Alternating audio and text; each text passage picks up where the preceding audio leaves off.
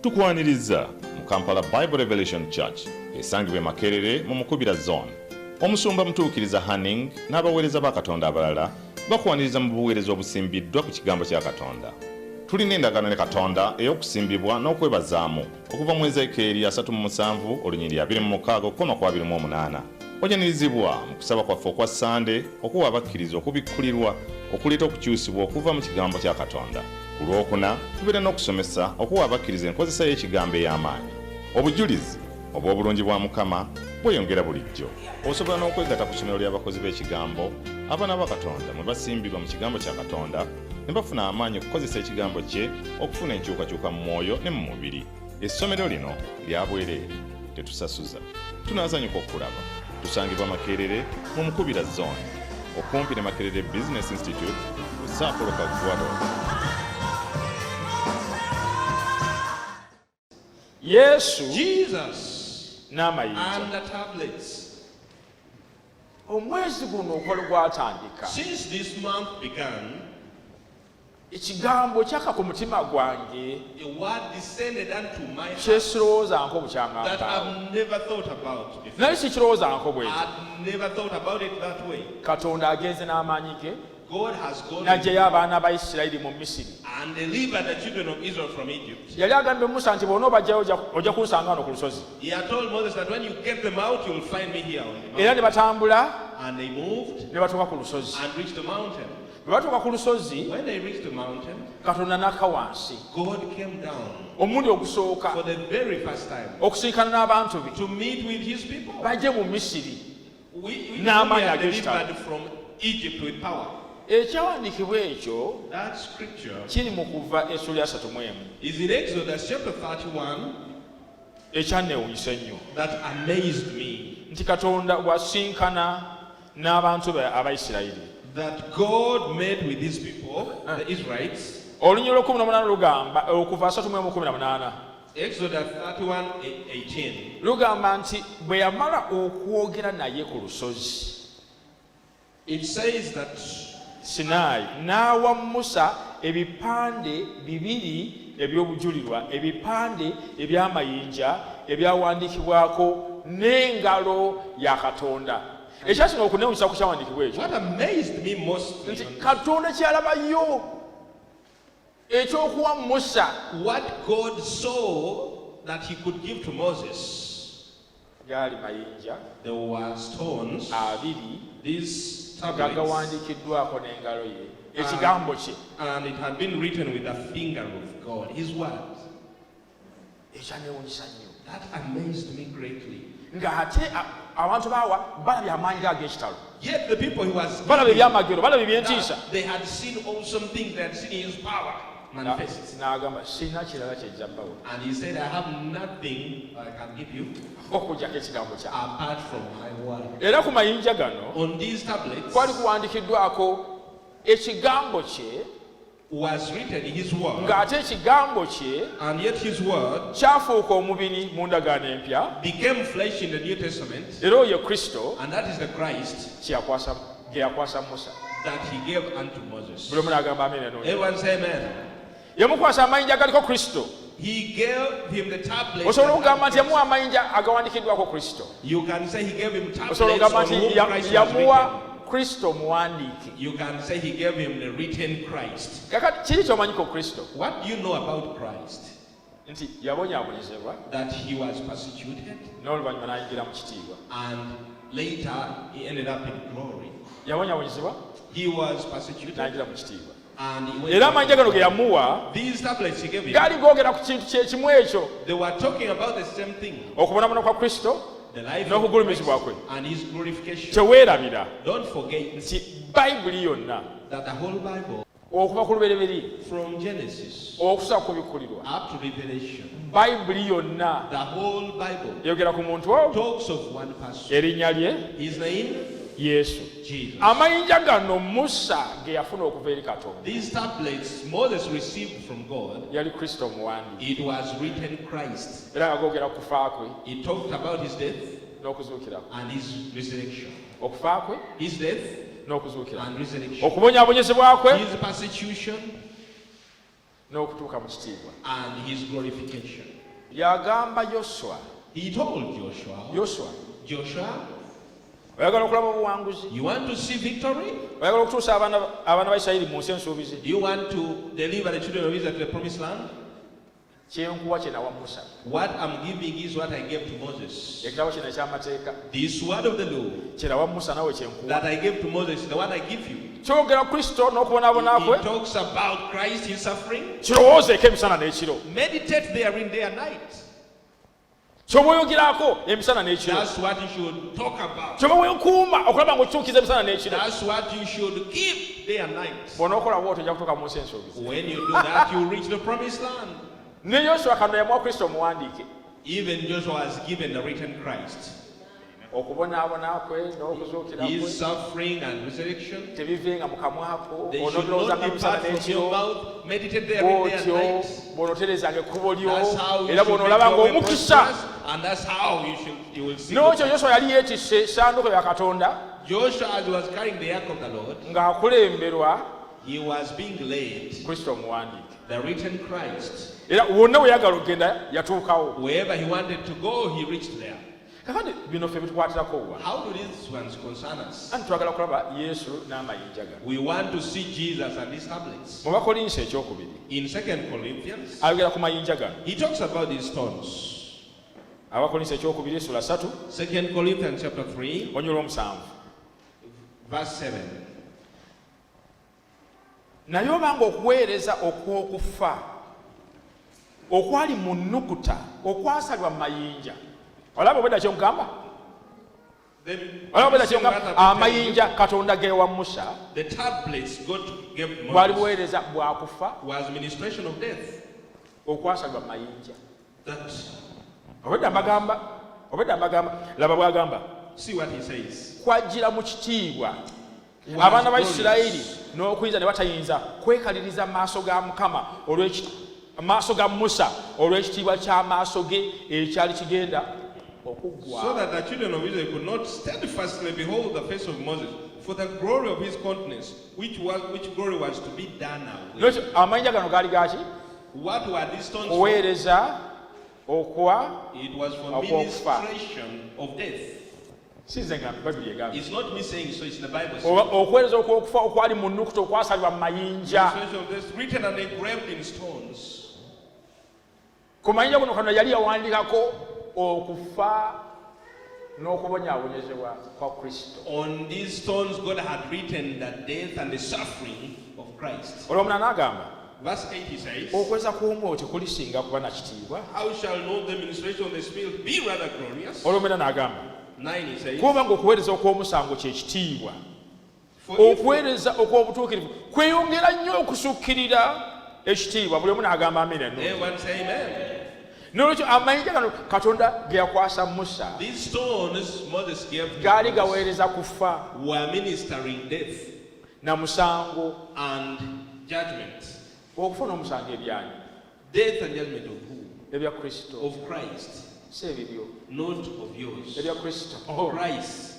ebya Kristo. Of Christ. Amayinja gano These stones kwali kuweereza kwa kufa was ministration of death n'omusango and judgment ebya Kristo. of Christ.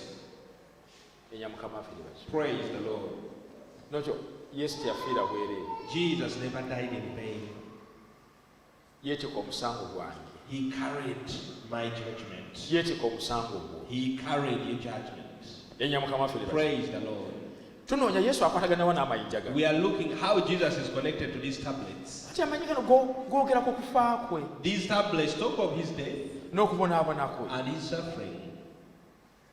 Era bano bannabbi These prophets ne Musa and Moses baaweebwa amayinja gano agaweereza okufa were n'omusango. given these tablets that minister death and judgment. Njagala ekyo kikwatire ddala. I want you to. Amayinja gano gaaliko ki?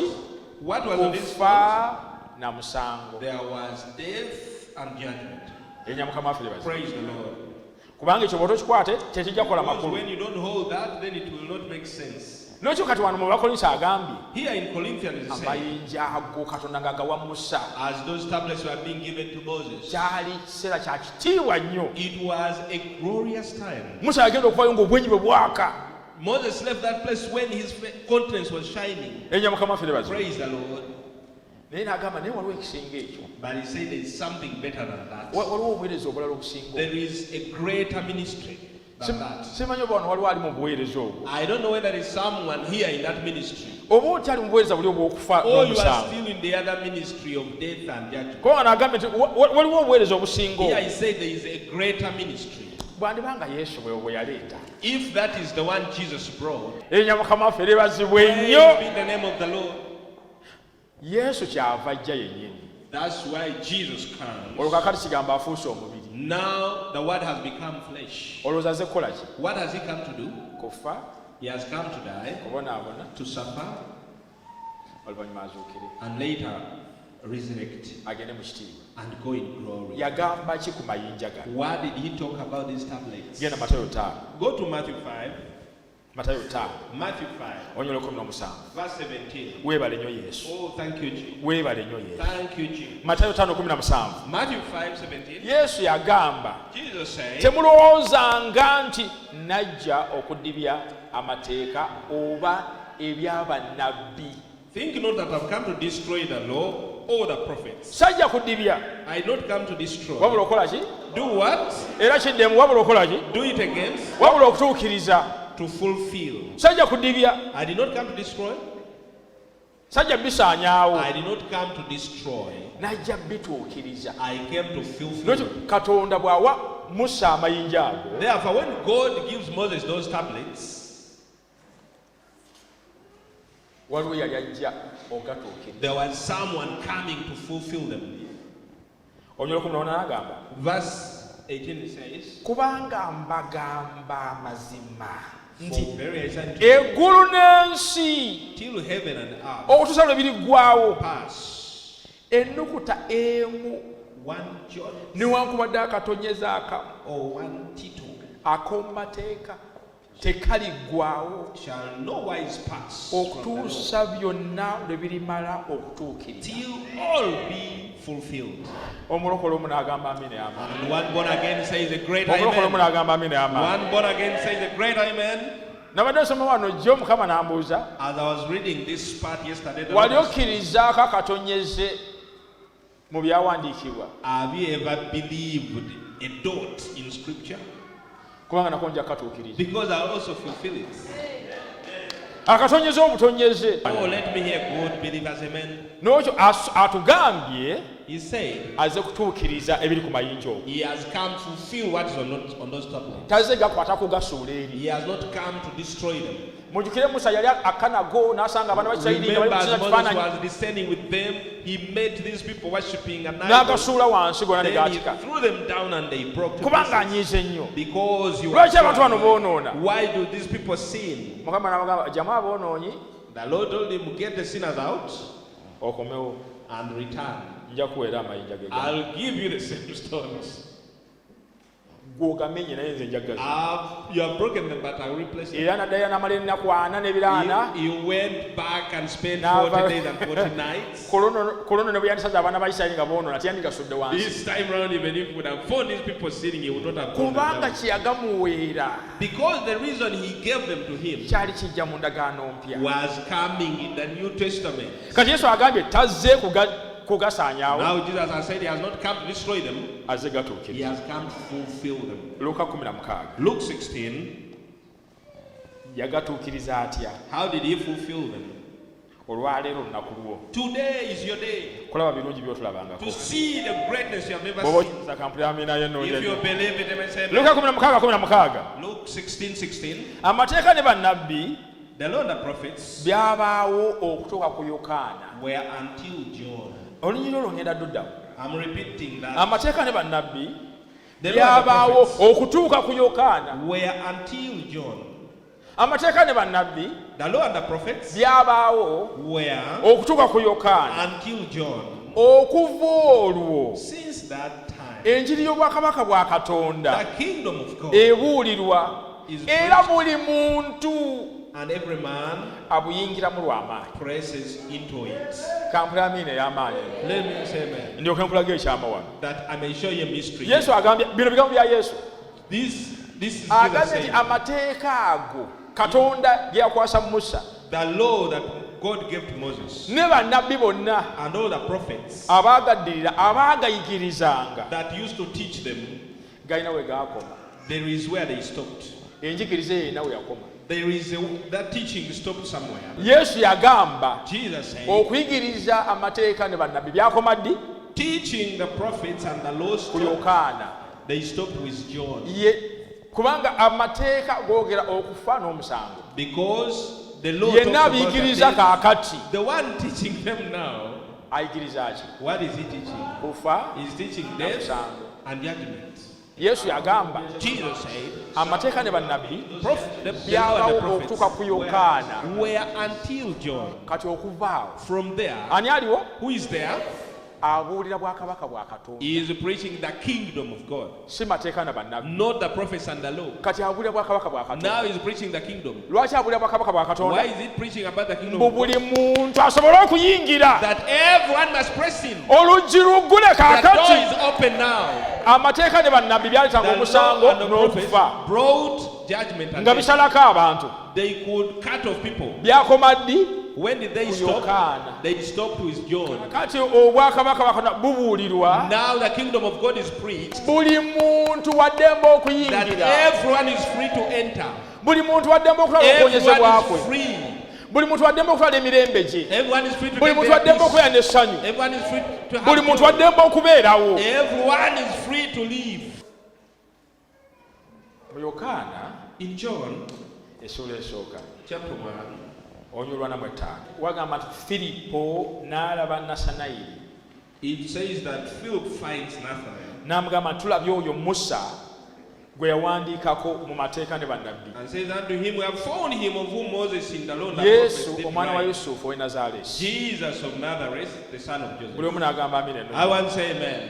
Nokyo Yesu yeeyogerako nga eyawandiikibwako Musa ne bannabbi. Jesus spoke about himself as the one who was written about Moses and the prophets. Kati otandise okulaba bw'akwatagana n'amayinja gano? Have you seen how he's connected to these tablets? Kati otandise okulaba bw'akwatagana n'amayinja gano? How he's connected to the Ye tablets? yagamba nti gakomye ku Yokaana Omubatiza. He is the one who said they have stopped with John the Baptist. Gwe kati tosobola gajjayo. Now you cannot get them out.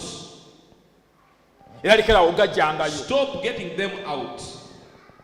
Lekerawo okugyayo amateeka ne bannabbi. Stop getting out the law and the prophets. Baakoma ddi?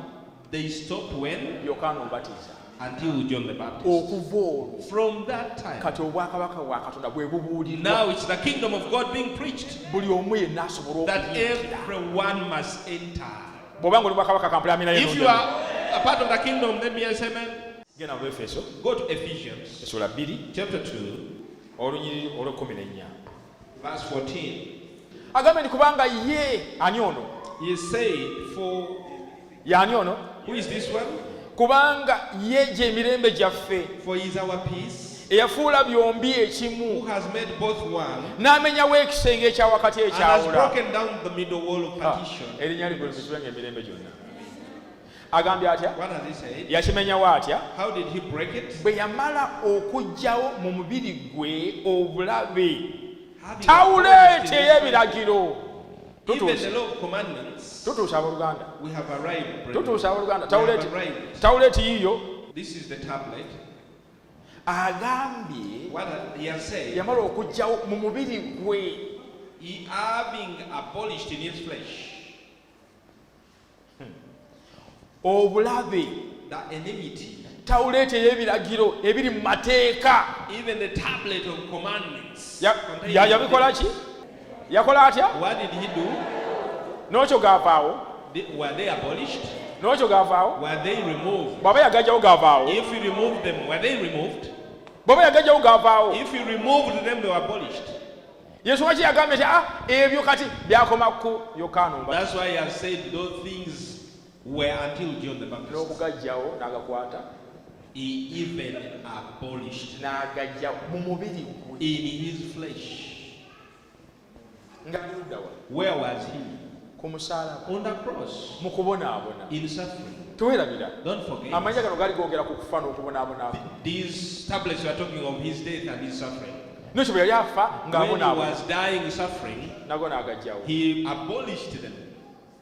Tokyali wansi w'amateeka. You are no longer under the law. Oli wansi wa kisa kya You are Mukama. under the grace. Oli wansi wa kukkiriza kaakati. You are under faith. Oli wansi wa kwagala kaakati. You are under Oli love. mu ndagaano etesobola kumenyeka. You are in a covenant that cannot be broken.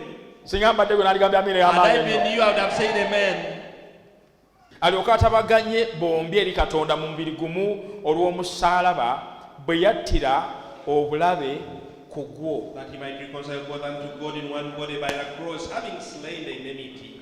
N'olwekyo ekibuuzo kiri amayinja gaakomawa? The question is, where did the tablets end? Amayinja ago gaakomawa? Where did the tablets end? Gaakoma ku musaalaba. They ended on the cross. Gaakoma ku musaalaba. They stopped on the cross. Okufa Death n'omusango and condemnation. byakomawa? Where did they end? Kaakati gwe olina kunyumirwa ki? Now you have to enjoy what? Olina kunyumirwa ki? What do you have to enjoy? Olina kunyumirwa obulamu You have to enjoy life n'emirembe and peace n'essanyu and joy n'amagezi and wisdom n'ekitiibwa. and glory. Hey! Weebale nnyo Yesu. Oh, thank you, Jesus. Genda mu Bakolosaayi Go to Colossians, nkwongere ekigambo ekirala wano. that I may add unto you another one. Abakolosaayi 2:13. Colossians 4:13, 2:13, 2:13. 2:13. Nammwe bwe mwali nga mufudde olw'ebyonoono byammwe And you being dead in your n'obutakomolebwa sins mubiri gwammwe, and uncircumcision of your flesh, yabafuula abalamu wamu naye. as he quickened together with him. Singa mbadde bwe naligambyeko amen. Had I been you, I would have said amen.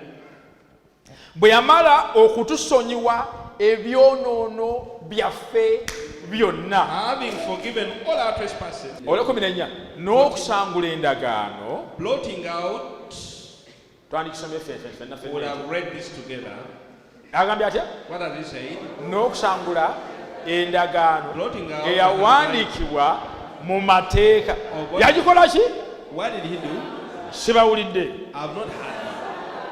Yagisangulawo. He blotted it out. Yali endagaano It was a covenant. nga tesobola kumenyeka. It could not be broken. He N'agisangulawo. blotted it out. Eyawandiikibwa mu mateeka. That was written. Eyatwolekera.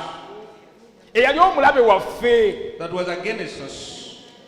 Nayo n'agiggyamu wakati mu kkubo. And he removed it. Kampulira amina y'abakkiriza Let abalokole. me hear good believers, amen. Bwe yakola ki?